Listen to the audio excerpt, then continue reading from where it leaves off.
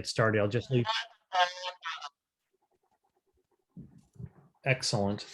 All right, welcome everybody. My name is Ashley Smith. I'm a member of Community Voices for Immigrant Rights, and we've got an excellent panel this evening that's sponsored by CVIR, and we've got a great number of panelists that I'll introduce in a moment.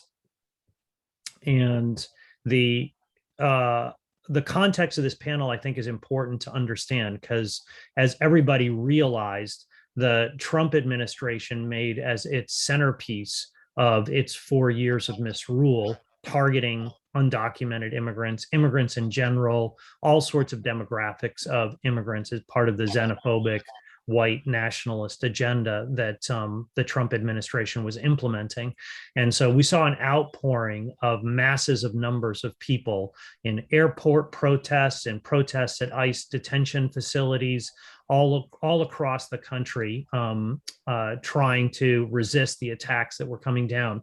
And I think a lot of people expected the Biden administration to really deliver on reversing the entire agenda that Trump was pursuing. And it's true that Biden has reversed many of the worst executive orders, but he's actually kept in place the closure of the borders based on this unscientific judgment that the Trump administration forced on the CDC to bar people from entering the U.S.-Mexico border based on concerns about the pandemic.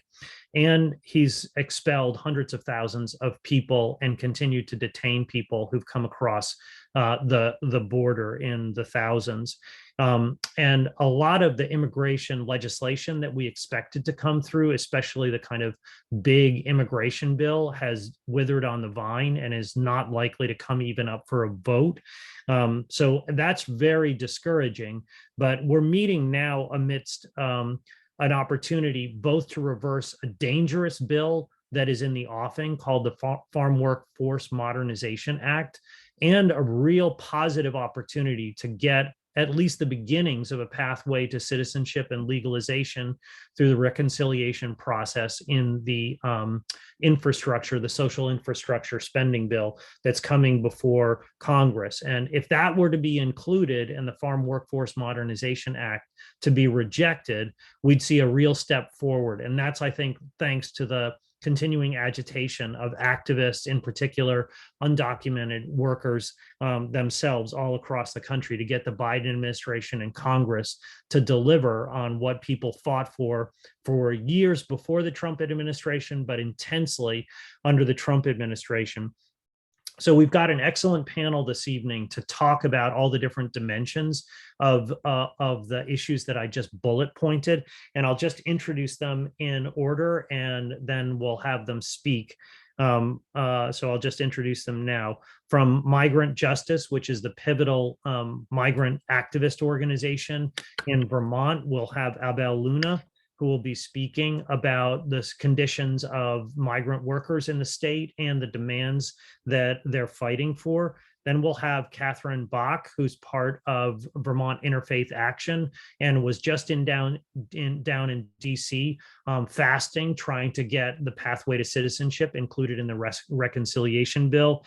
And then we'll conclude with Liz Kessler, who's from Community Voices for Immigrant Rights, who will talk about resisting the Farm Workforce Modernization Act. So they'll each speak for about 8 to 10 minutes. And then we'll open it up for discussion, and I'll explain how that will work. And just so people know what will come after that, we're going to take a pause so that people can phone our Vermont delegation down in DC to get them to follow through on including the rights for undocumented essential workers in the reconciliation bill, and to vote against the Farm Workforce Modernization Act. So with that all said, let's start with Abel. Abel, why don't you take it away? Hi, can you guys hear me? Okay. Okay. Yeah, no, thank you. I want to start off by saying that we're really excited to be here. want to thank everybody that worked really hard to put this together and to make this event happen. And my name is Abel Luna. I'm an organizer with Migrant Justice. I've been a farm worker. My grandfather was a farm worker on the Bracero program. My dad was a farm worker during the 80s to the 2000s, and I was a farm worker myself, early 2000s. So really glad to be here, be part of this conversation. Just a very brief history of migrant justice for those of you that are not too familiar with migrant justice. It's a farm worker-led, farm worker-built organization in the state of Vermont, fighting to transform the reality that dairy farm workers are facing on the farms here in our state. And excited to be here to talk about workers' rights and how to create a more just food system, more sustainable food system for farm workers. And specifically, we want to talk about the Farm Work Modernization Act, Farm Workforce Modernization Act. So just very briefly, I think it's important for everyone to understand, what it means, what it is. And basically, another attempt by the U.S. to continue to exploit workers' rights and workers' dignity.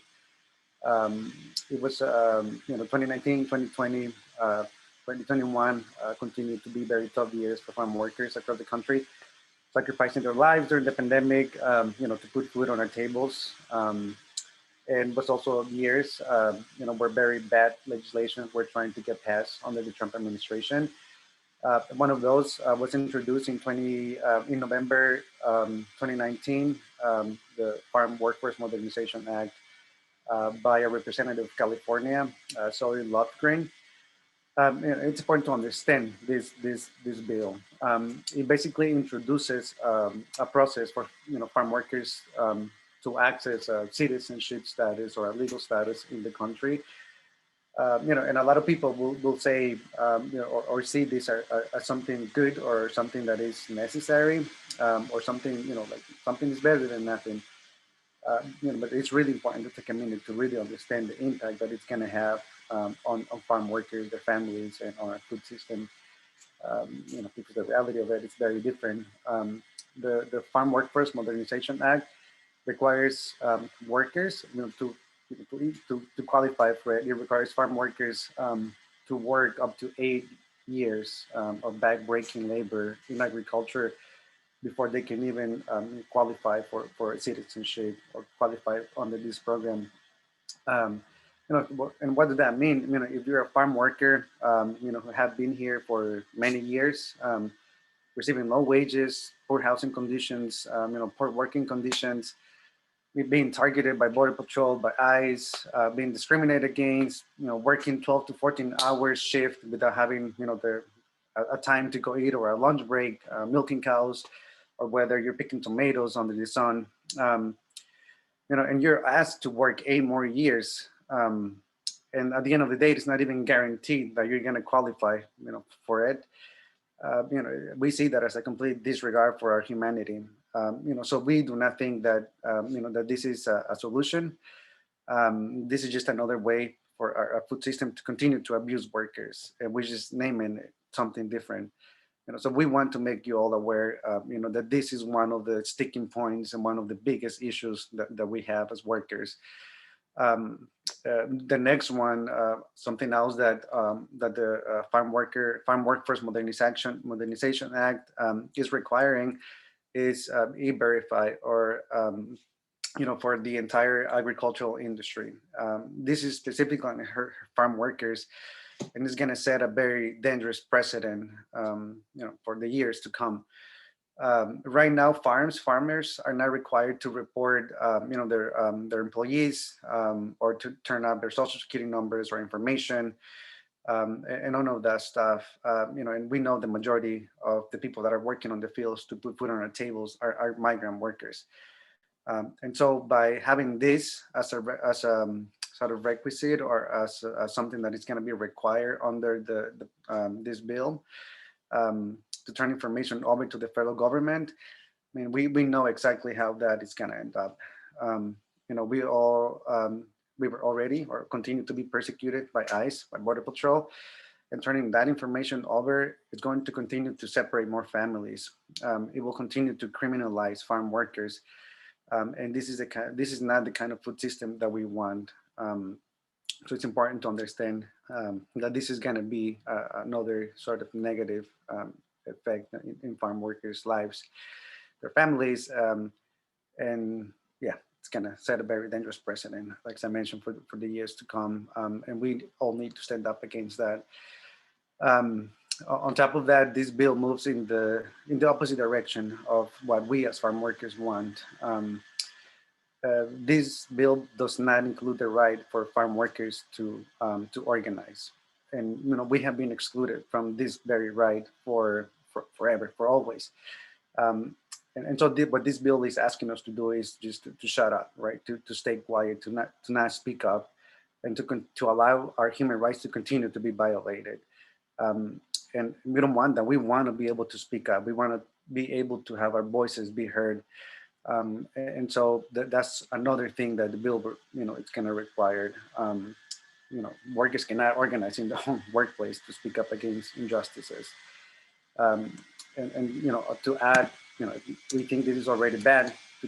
To add some other stuff, uh, it's going to exclude many workers, for even qualifying for a legal status or a citizenship.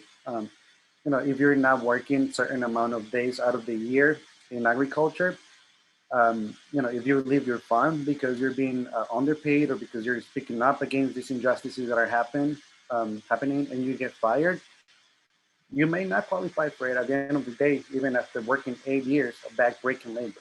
You might not even qualify for it. And the way we see it is that it's going to continue to divide the workforce. We don't want just a few workers to qualify and then sort of pat ourselves on the back, thinking that we did something good.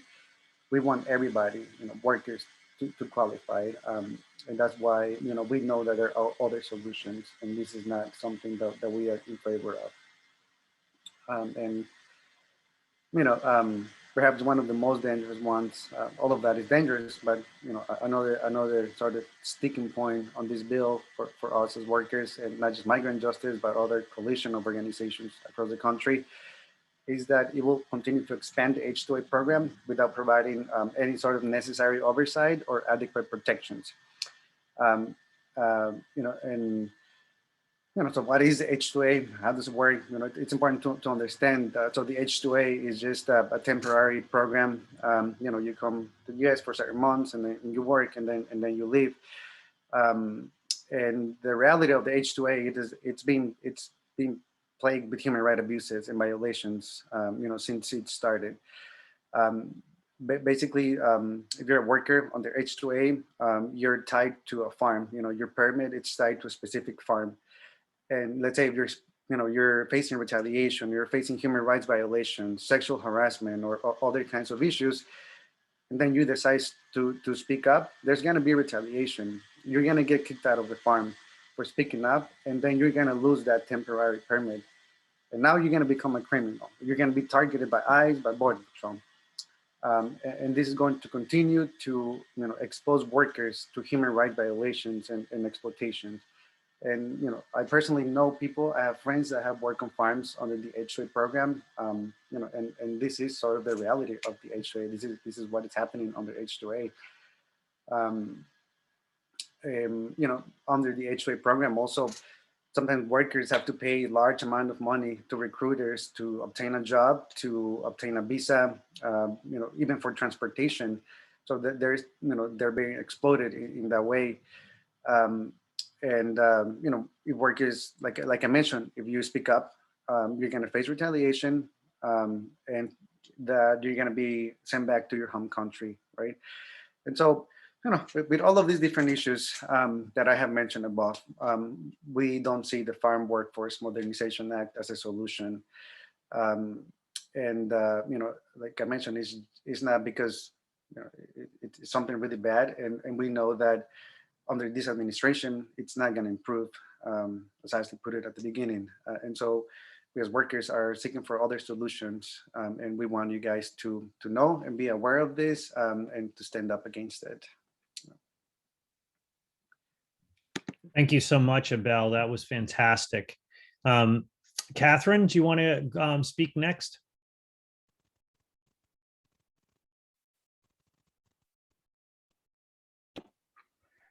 Sure. I want to give a little history of what Vermont, I'm part of VIA, I'm also part of CVIR, but the Vermont Interfaith Action is part of a larger group that's nationwide that's called Faith in Action.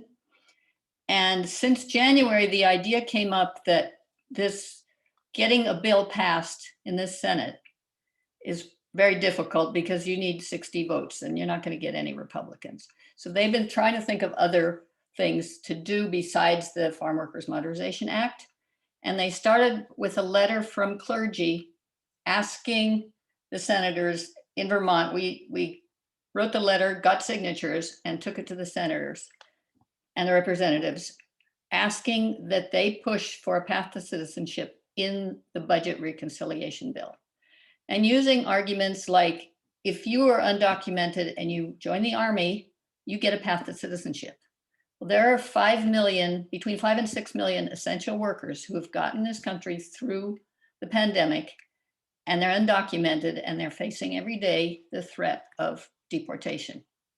So we went around, we had a couple of lobby visits with each of our senators, well, with their staff. We never got to talk to the senators. And then this idea came up for the Fast for Freedom. And they, throughout the whole country, asked all different organizations. I think Migrant Justice was planning to send somebody, but it didn't happen. But there were organizations from all over the country who sent people. And I think during the 2.5 weeks I was there, there were 2 other white people who were fasting. Everybody else was immigrant. I mean, I'm an immigrant too, but not in the same way as a farm worker. And, you know, my parents had immigration issues. Anyway, so the fast really drew attention.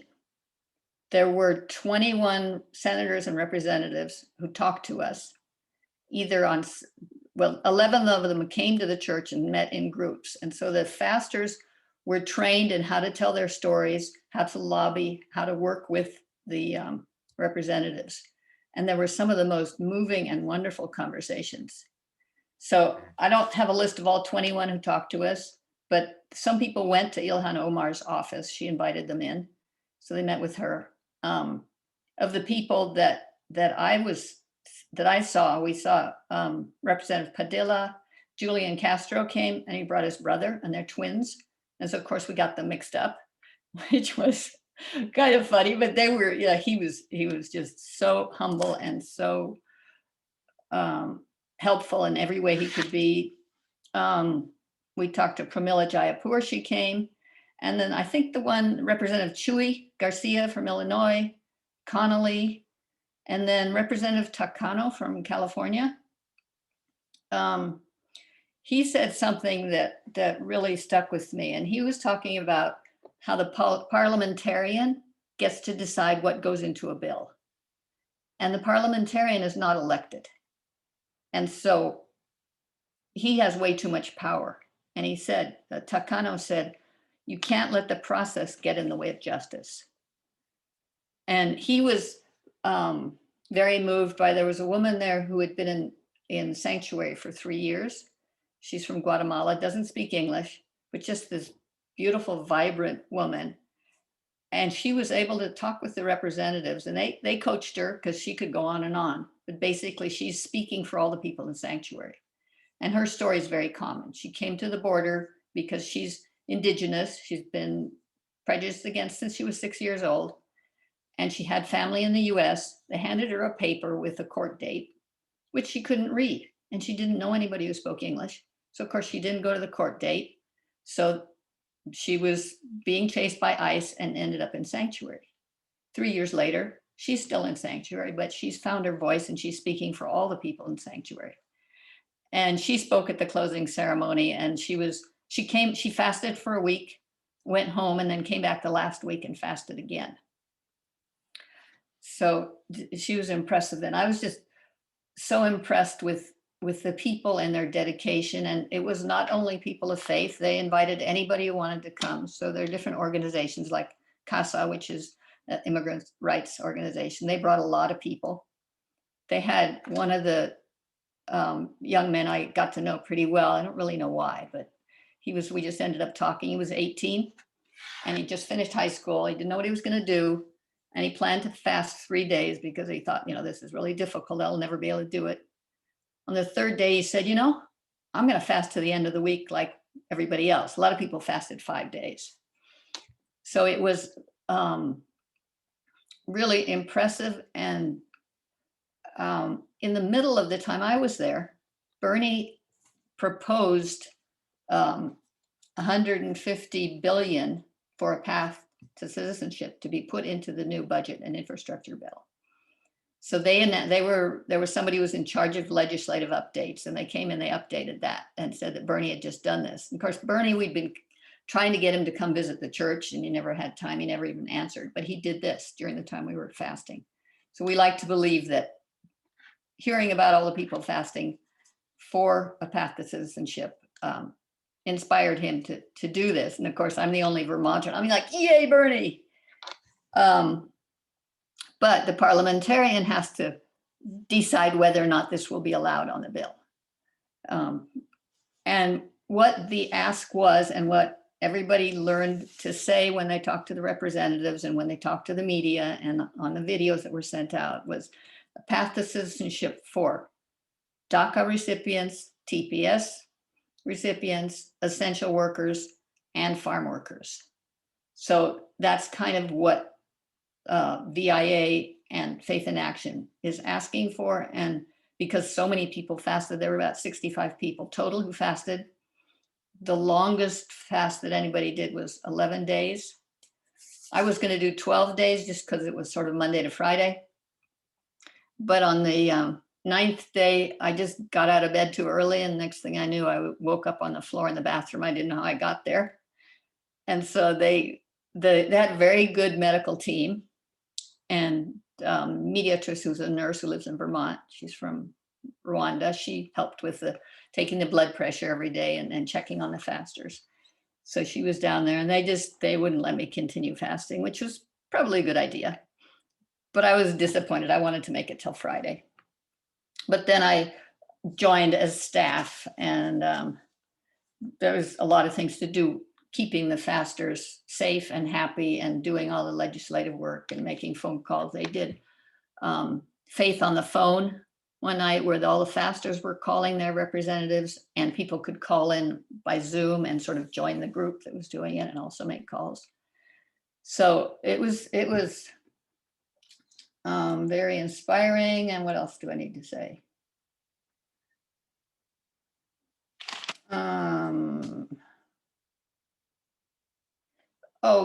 Bernie tried to put in $15 minimum wage last time, and they just shot him down. So this time what we think is that he's being very careful and not being really public about these $150 billion that he's added to the bill, or is trying to add to the bill. And as of now, the parliamentarian hasn't said no, but hasn't said yes either, that this will be allowed. But the time is running out. And so that's what we're hoping, is that the parliamentarian will allow this into the bill, and then we only need the 50 votes of all the Democrats to get that passed. So it's actually the most likely way of getting a path to citizenship quickly for all of the undocumented people. And I guess I can answer questions later if anybody has any. Great. Thanks so much, Catherine. That was fantastic. Liz, you want to go? Awesome. Thank you so much, Catherine. That was really wild. I can't imagine the energy and community that must have been forming down there during the fast. I'm going to share my screen and just kind of that will help me stay on track and also hopefully kind of provide a little clarity. So I'm gonna, we just heard from Catherine about her advocacy with Vermont Interfaith Action on fighting for a just pathway to citizenship. That's as part of this budget reconciliation bill that we're currently looking at in our government. This is an incredible year, though, even though this is an annual piece of legislation. This opportunity is so unique because we are just coming out of a global pandemic, and we have the opportunity to really look at what kind of services our essential workers, especially our immigrant community, offers us as a country, and how essential and how sustaining that work is, and including in this budget reconciliation legislation, the opportunity to legalize 5 to 6 million people. That's huge. This is an incredible opportunity because the pathway to the citizenship that we're discussing, Catherine was talking about, would be a unique one-time, one fell swoop opportunity to legalize or to offer citizenship to those who want it that have been designated as essential workers.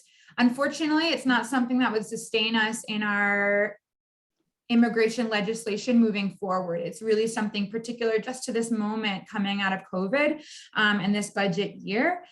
So it's an enormous opportunity, and it's one of the strategies that we're using to fight for human rights for our immigrant community. And that's a fight that's happening, as always, on multiple fronts. So this is one, Catherine described, one of the many ways that people are advocating for immigrant rights.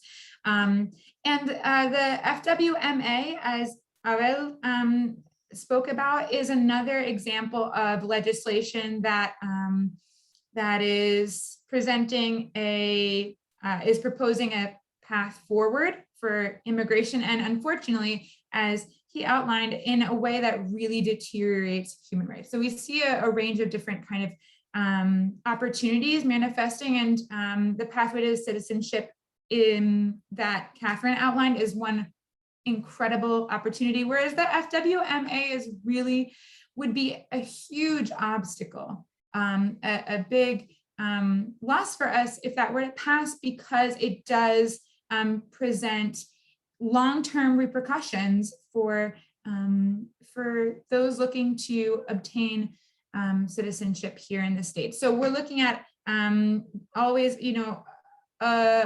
an effort for defending human rights that's taking place on various timelines and with various strategies. So I'm going to circle back to kind of bring home our presentation, just to circle back to Abela's original talk and reiterate some of those really key ideas that we touched on with the FWMA, the Farm Workforce Modernization Act, and then we'll move into a period where we'll do some outreach and call in to our representatives and senators and let them know what they need to do, because it's always good to be bossy. So we're gonna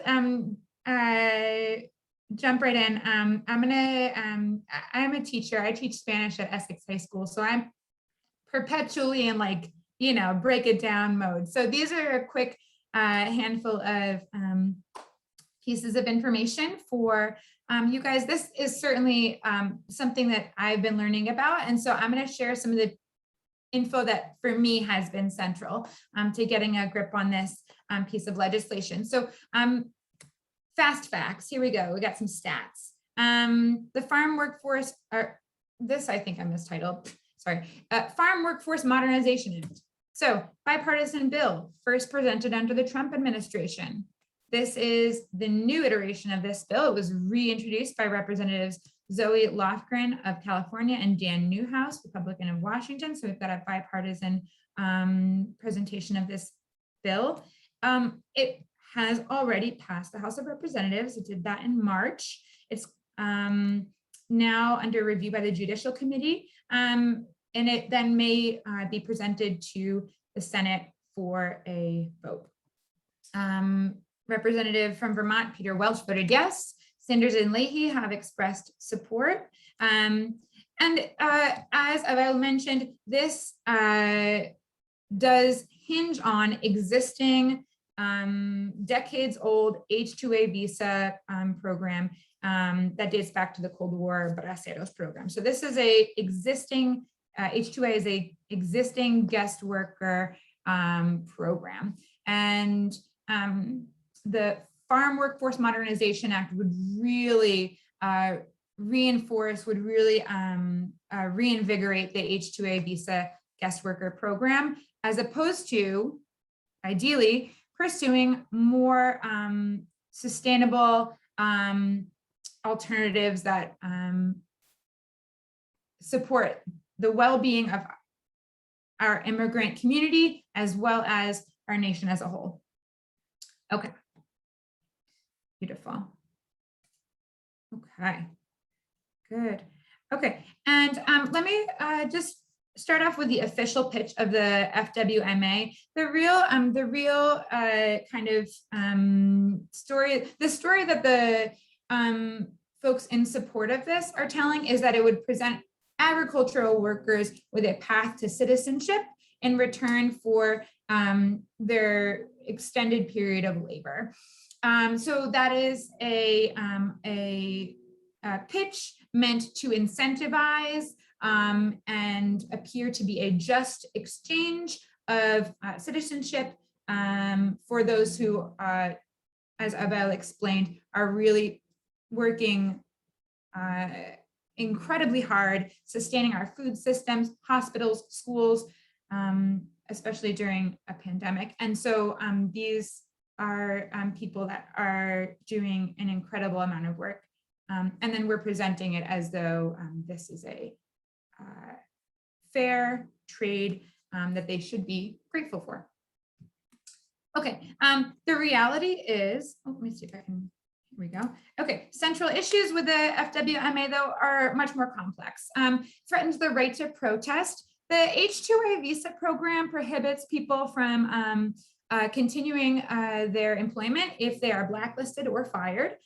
So that means that anybody who, for example, agitates to strike, do any collective bargaining, push back against wage withholding, sexual assault, dangerous work conditions could be deemed problematic, not employable, and removed from the H-2A visa program. And this could essentially this would essentially mean their immediate deportation because they're no longer a part of the H-2A visa program. So this puts an incredible amount of power in the hands of the agribusiness employers, really putting their interests first and prioritizing their power and resources. Second of all, it really prohibits economic progress. The FWMA stipulates that folks employed by this, folks engaging in this path to citizenship may not deviate from the agribusiness sector. They may not, for example, take a position in a warehouse. They may not move to work in a school. They must remain in agribusiness as an employee. And that really ensures that for an extended period of time, our immigrant community is in a position of economic vulnerability. Abel mentioned E-Verify. E-Verify is a program, a computer program used to gather and organize the data of immigrants. This legislation, the Farm Workforce Modernization Act, would require all seeking pathway to citizenship to register through E-Verify.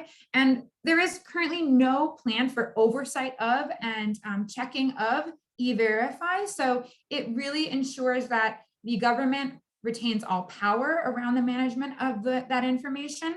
Any inconsistencies or any issues with it would not have a plan for addressing. And it also gives the government an incredible amount of power to track and control information for our immigrant community. So an enormous amount of power in the hands of the government.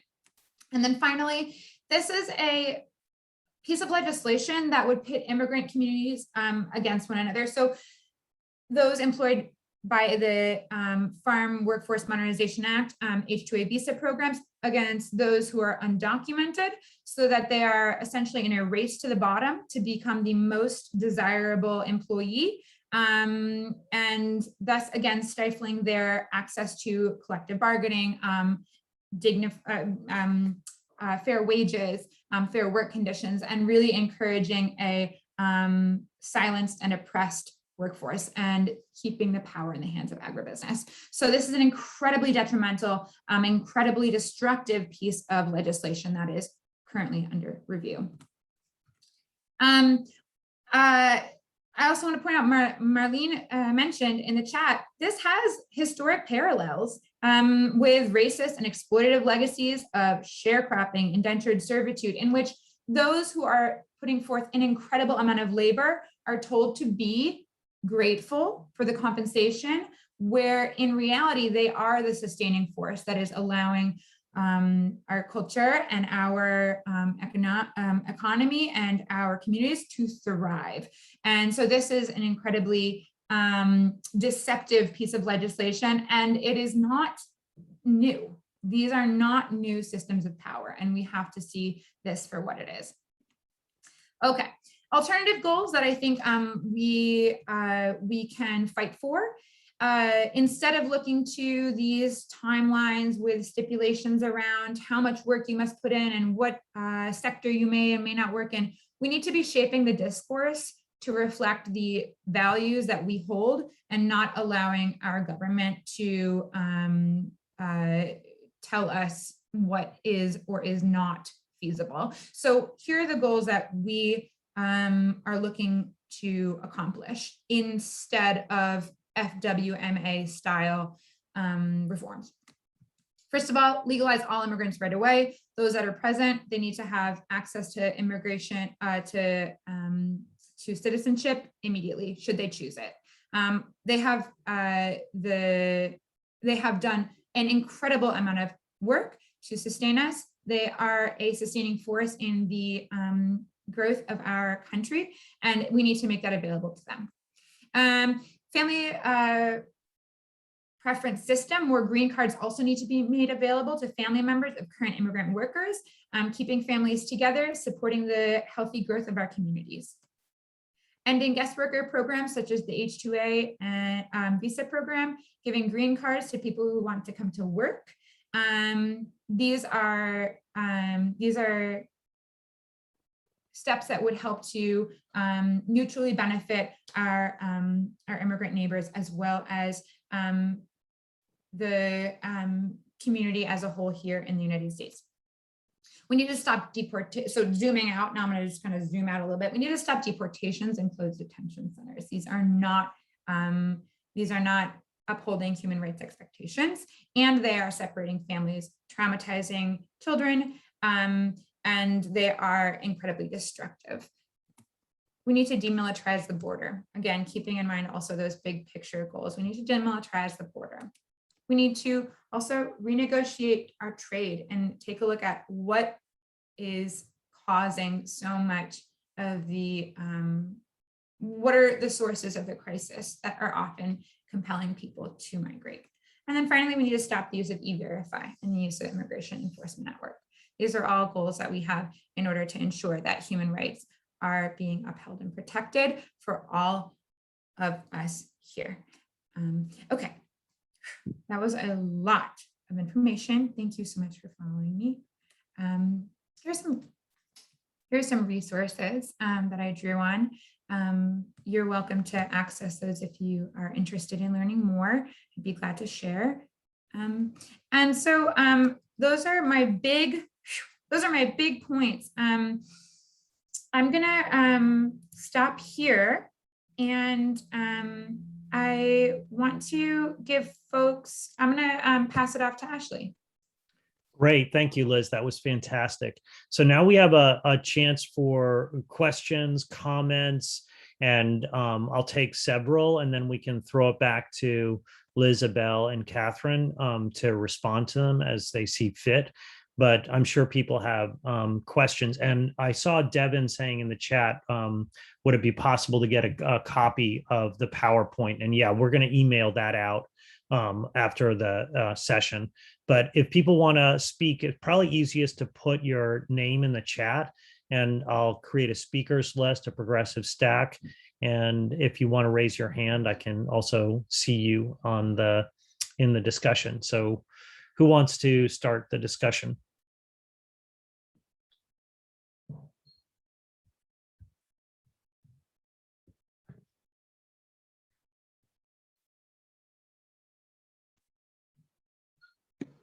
Don't be afraid to ask questions. Exactly. I'll just say one thing to, oops. Yeah, I'll just say one thing to get the ball rolling. And then I just saw Sonia jumped on. I think it's really important to put these two things together, both what Abel and Liz were talking about and what Catherine was talking about, because we're at a fork in the road. That's how to think about it. One path, the Farm Workforce Modernization Act, is a reactionary piece of legislation that would set the struggle for equal rights for migrant workers back tremendously to the conditions that we saw in the Bracero program way back in the 1950s, which essentially unfree indentured servants brought into the United States to do temporary work for the big agribusiness corporations. And the other path is opened up by what Catherine was talking about, which is getting inclusion of a process of citizenship and legalization into the reconciliation bill for TPS holders, for DACA recipients, and for undocumented essential workers.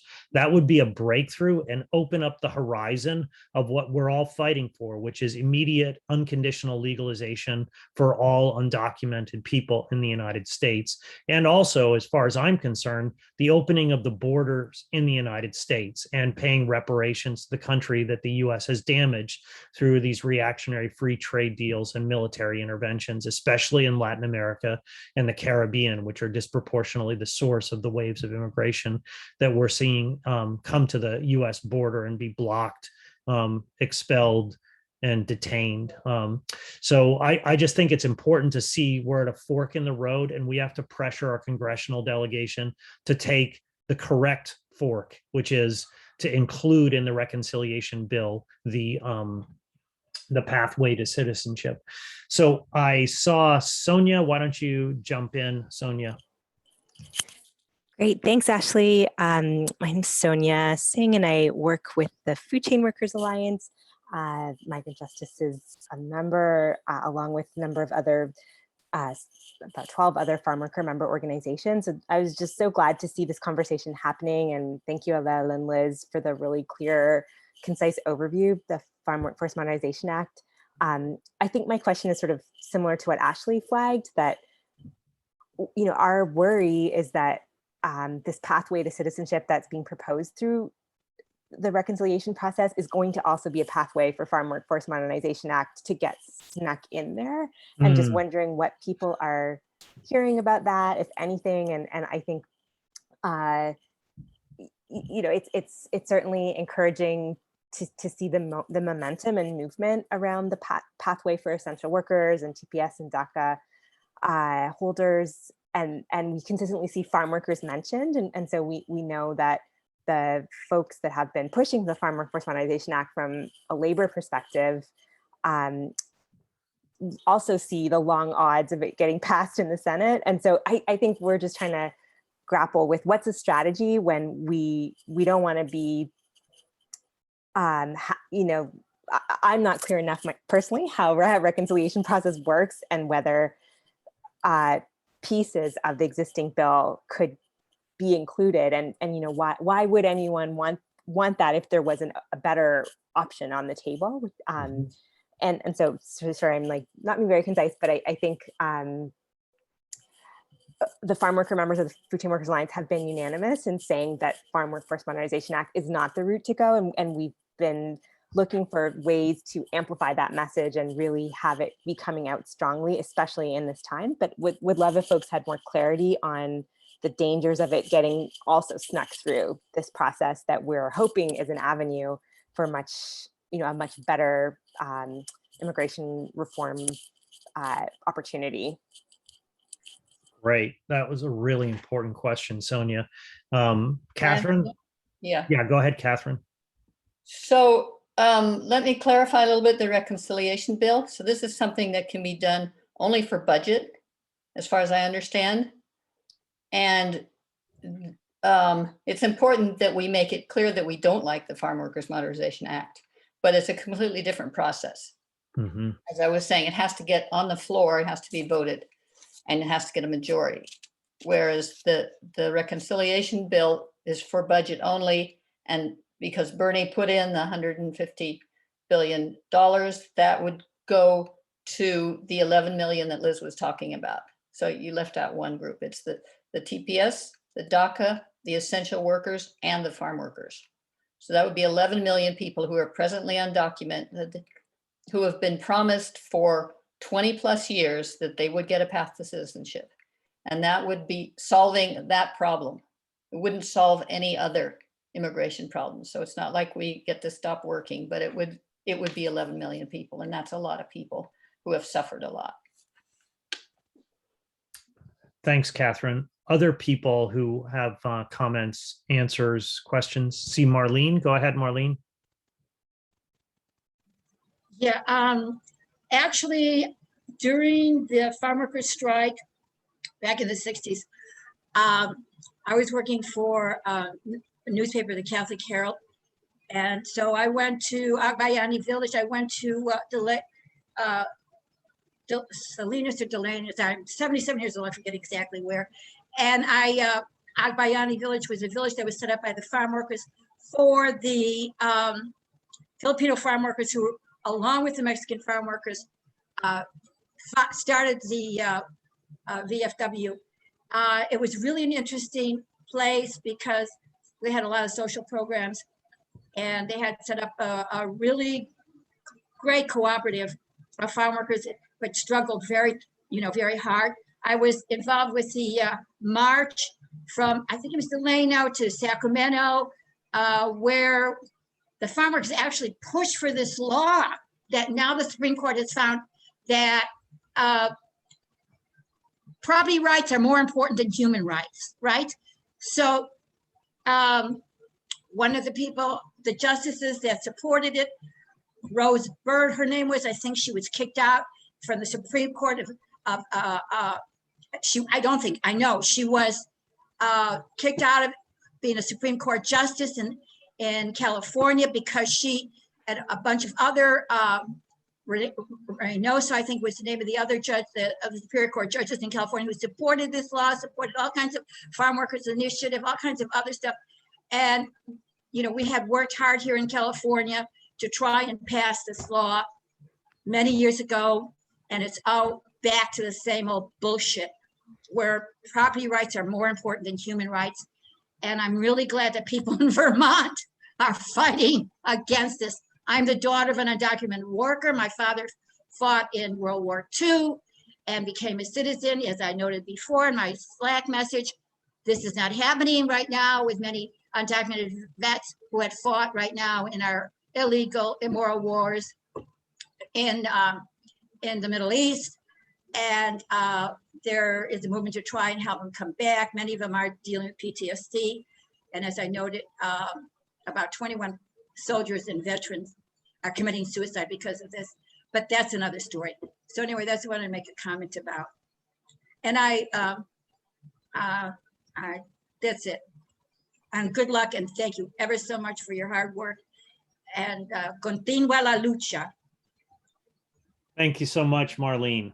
Other people who'd like to get on the speakers list with questions or comments, Abel or Liz, if you want to come back on the things that have been said so far, feel free to jump in as well.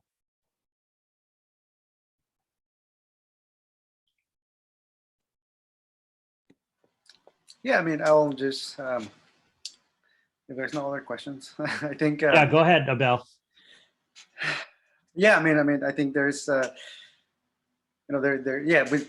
farm workers, we definitely know what we don't want. We don't want the Farm Workforce Modernization Act, and I mean, there's other alternatives. It's important to really understand those alternatives. To understand how they're going to impact workers. They might be good, but they might have things that at the end of the day are going to end up hurting us. And I think as allies of the farm worker-led movements, it's important to listen what is it that the farm workers want. At the end of the day, and and what's going to benefit them the most. So, workers are the ones that are sort of working the long hours and have that direct experience. And as Catherine was mentioning, it's a budget thing, and whether it passes or not, right? I mean, that is the big question, if it passes or not. And if it doesn't, we can just sort of stop organizing and sort of go for something that is not gonna benefit workers, something that is not inclusive, something that doesn't have a clear path. And I think, we need to keep organizing. And for example, in Vermont, I think I mentioned a little bit, but if something comes up and that's something that workers-led movements get behind, we're definitely glad to support it.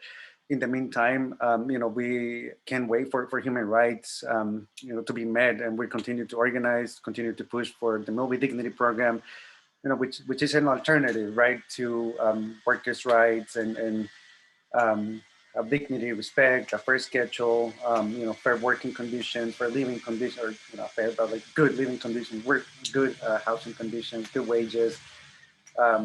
Where if there's retaliation, there is clear consequences for people that are violating the human rights. That's why I started by saying that, a lot of people will say something is better than nothing, but at the end of the day, it's not. At the end of the day, if we go for something that we don't truly understand and something that farm workers, are not getting behind, it hurts us as a movement. And I think it's important for all of us to sort of, to see what are those worker movements sort of pushing for and saying and to support that. I think that's what I wanted to share. Thanks, Abel. I've got Shannon and then Liz. Yeah, so Catherine, you had mentioned the parliamentarian and their role in the legislation process, and I wasn't familiar with that term. Could you speak to that a little bit more, what that means? Do you want to answer that, Catherine, and then we'll go to Liz? Yeah, whenever somebody wants to add something to the budget bill, and I don't know if it's all bills, but I know it's the budget bill, the parliamentarian has to decide whether that's appropriate to add and to have it be part of the bill. And that's what this Representative Takano was so upset about, because the parliamentarian is just a person who is appointed, not elected. Mm-hmm. And so he doesn't represent the people, he just represents following the rules that were set out by the government.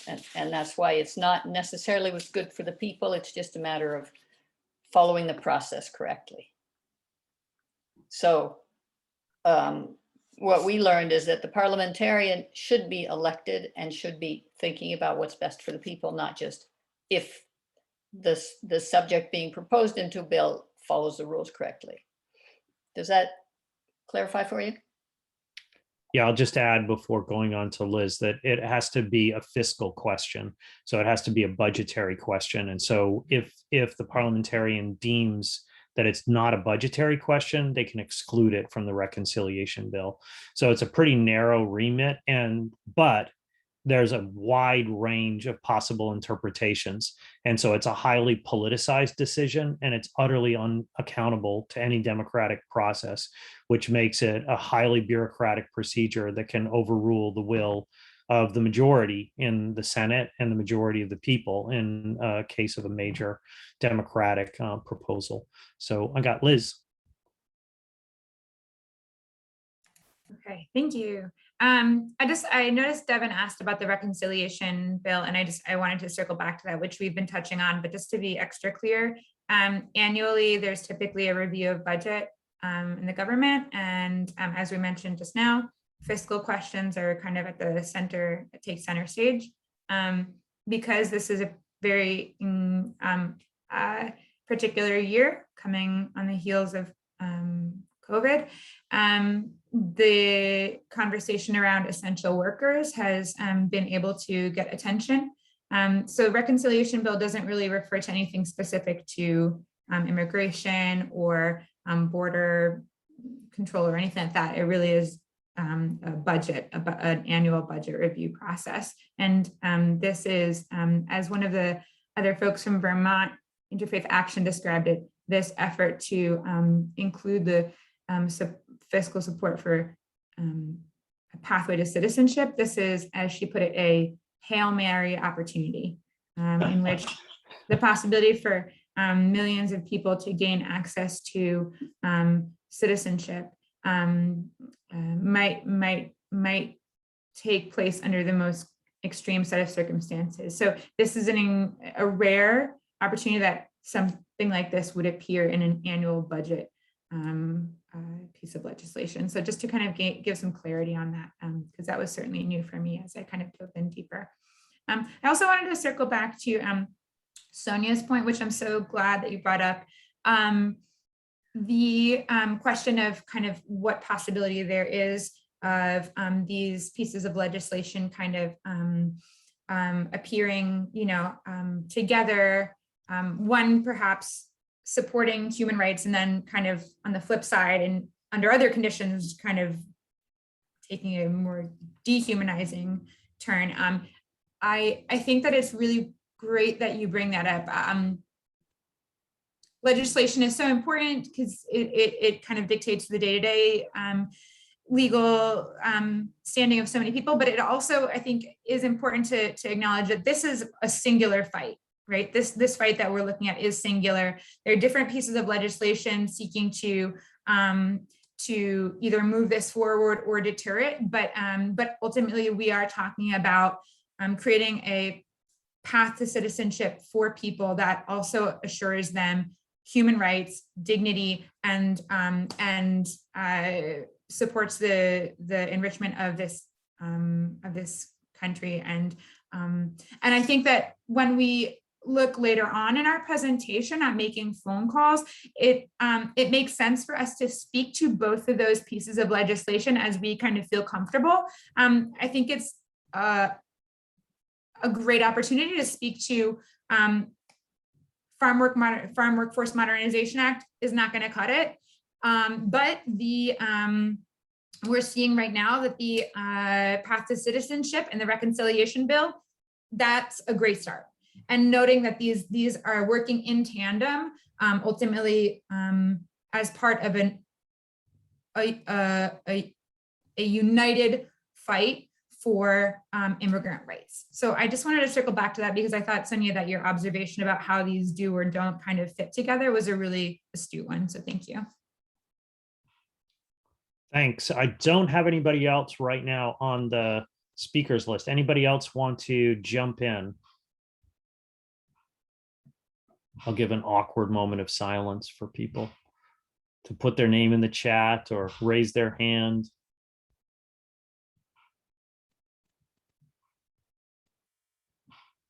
One thing that I wanted to add to this discussion about the pathway to citizenship, which is extremely important, is what the terms of the pathway are, because this is a site of enormous debate and controversy, because in the comprehensive immigration reform package that Biden initially proposed, it was a highly punitive and conditional pathway to citizenship that had a lot of obstacles put in the way, and including concerns about crimes, et cetera, and crimes broadly construed so that misdemeanors and nonviolent felonies could be, and drug offenses could be accounted as a block to path to citizenship. And we know how the drug laws are enforced in this country. So we have to read the fine print when we see the final terms of how the pathway to citizenship, if it were to get through in the reconciliation bill,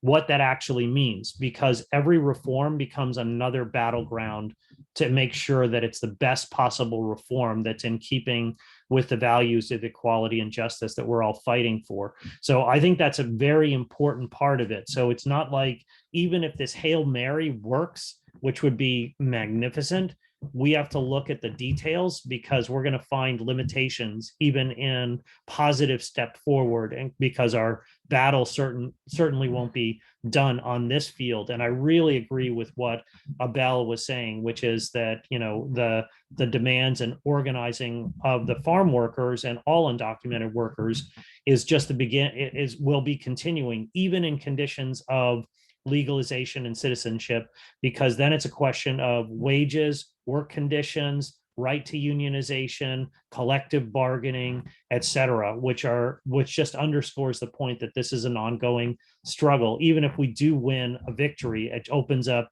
new horizons to fight for more and more ambitious reforms. I saw Catherine. Yeah, I just want to add to that when you were talking about if you've ever been arrested, that was part of our initial ask, and they call it a criminal bar. So even if you've, like for myself, I was arrested for trespassing back in '68. And when I applied for citizenship after renouncing my citizenship, it took me 13 years to get my citizenship back. And it was because of this little arrest. And they can almost go back and say, if you've gotten a parking ticket, that's a criminal bar and you're not allowed. So that's important that we've asked for a path to citizenship without criminal bars. That doesn't mean someone who's a murderer is going to be let in, but to have every single tiny arrest be a way for them to stop you or stop immigration or citizenship is ridiculous. Other people who want to jump in? Questions, issues?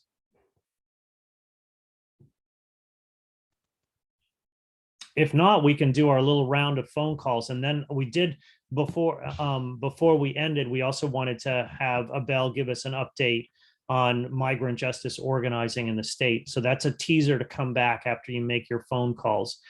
So if there's no one else thanks Sonia for joining, and keep up the great work. I'm glad you were a part of this. So we've got, if there's no other comments or questions that people had, if you want to share the slide, Liz, and then we have some music to accompany us, like not Muzak, but actually good music to accompany while we make these phone calls.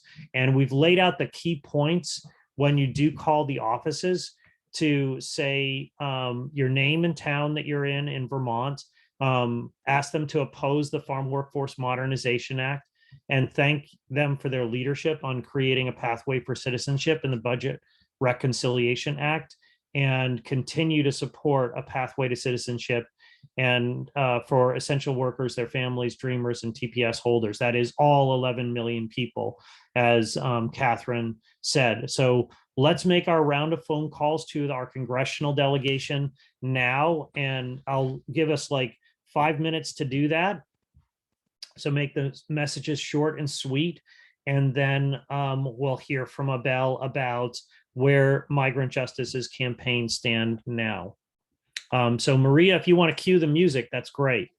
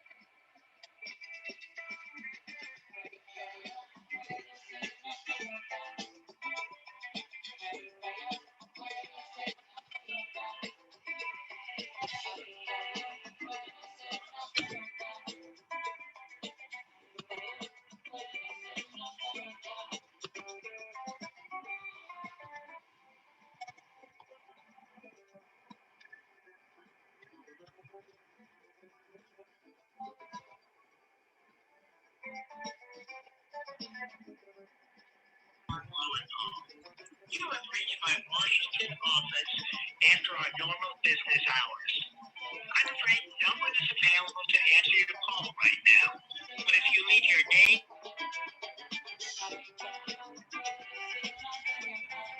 Okay, I'm not sure how many people we still have on. I've made all my calls. I don't know if I was hyper efficient or slow in the process. But maybe Liz, you can draw down the slide so we can see everybody.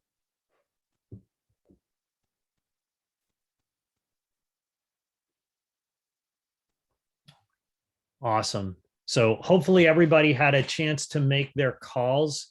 And I see it looks like Bria's in mid phone calling. So I'll give just a little bit, or maybe Bria's just listening to us. It's hard to tell if she's got her mask on. All right. Abel, do you want to give us an update on Migrant Justice's campaigns, the Milk with Dignity struggle at Hannaford, and any new updates on No Mas Polymigra or other initiatives that Migrant Justice is working on? Yes. Yeah, so many of you might be aware of the Milk with Dignity campaign, and some of you may have not heard about it. But Hannaford, they have their own brand milk. So when you go to the Hannaford supermarket and you open up the cooler, they have their own milk. They're one of the largest buyers of dairy in the Northeast. They have about 200 stores throughout the Northeast, and they buy a lot of milk from Vermont. And one of the things that we're saying is that Hannafords should join the Milk with Dignity program. To take responsibilities for the human rights abuses that are happening in their farms. So we've been campaigning Hannafords for the past year and a half, coming up on 2 years now, in a 3 or months or so. And they have not responded directly to workers' demands. They have sort of just ignored us. But we continue to fight. We continue to push them. One of the things that we were doing was a Milk with Dignity tour, going to many different states to build some relationships, allies, do education in different states across the Northeast.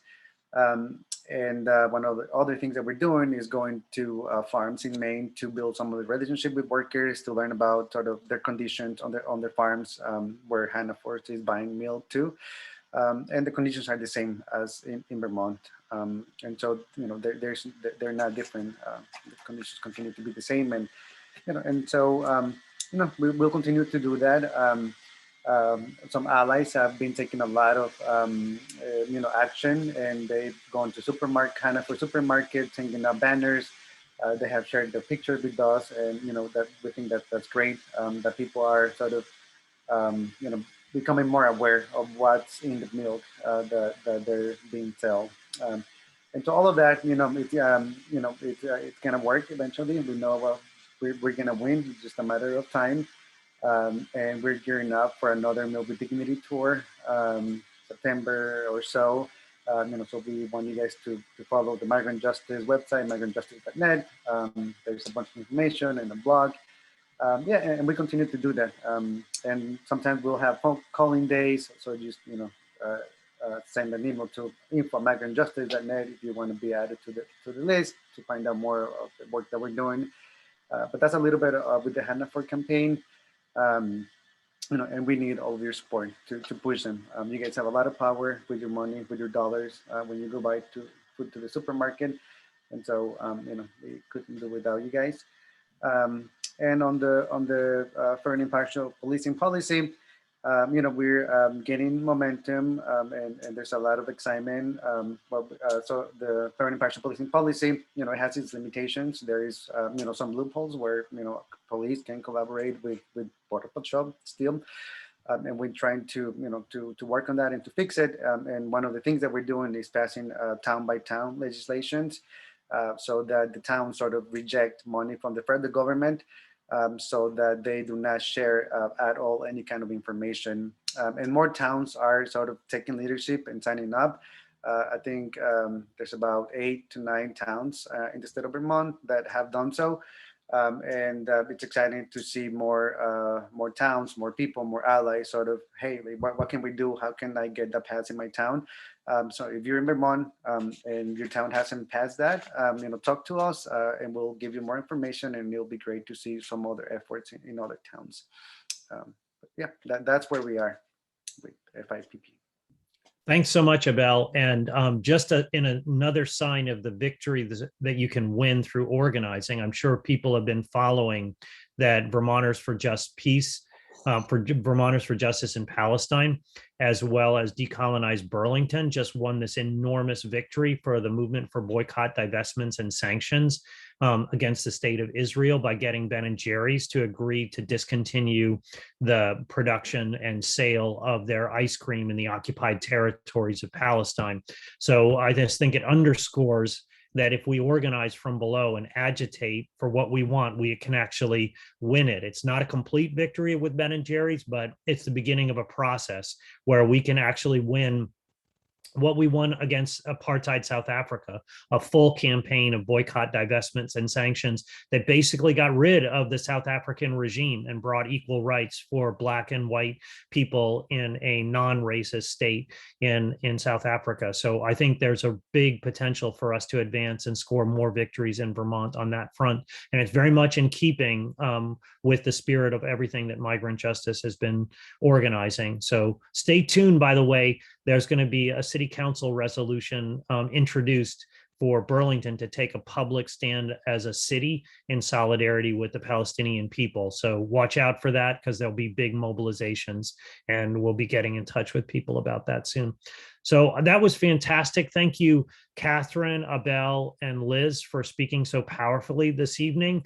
We've shared the recording on Facebook, and we'll share this recording as well, and we'll send it out, a link to it, as well as Liz's fantastic PowerPoint presentation with everybody who attended, and to our general email list. And people should feel free to share that on social media as well. So thank you, everybody, for a fantastic event this evening. Have a good night. Keep up the struggle until we win equal rights for all, whether they're citizen, non-citizen, or whatever in this country. We're fighting for equality and justice for all. Thanks so much, everybody. Have a good evening. Si se puede. Si se puede.